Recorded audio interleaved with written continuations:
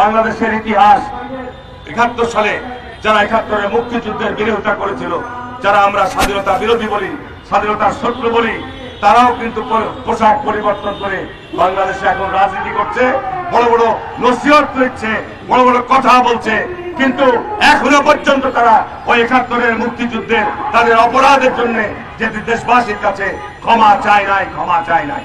তাদের যে ভুল, তাদের যে সেই সময় এই আত্মঘাতী সিদ্ধান্ত ছিল, সেদিকে তারা এনিয়ে বিনিয়ে বিভিন্ন ভাবে অপব্যাখ্যা দিচ্ছেন।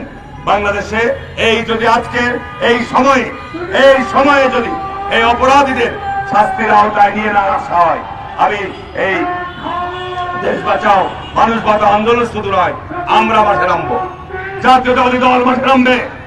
আমি কথা দিয়ে যাচ্ছি, আমরা জাতীয়তাবাদী দলের একজন কর্মী হিসাবে আমরা ইসলামকে দাঁড়িয়েছি দেশে গণতন্ত্র ফিরিয়ে আনার জন্য, 15 বছর লড়াই করেছি জনগণের অধিকার ফিরিয়ে আনার জন্য। আমরা কথা দিচ্ছি বিএনপি ক্ষমতায় আসলে অবশ্যই এই আইনাঘরের দোষরদের আমরা বিচার করব। আমরা কথা দিচ্ছি যারা গত 15 বছর এদেশের মানুষের জান মাল নিয়ে ছিনিমিনি খেলেছে, তাদেরকে বিচারের আওতায় নিয়ে আসা হবে।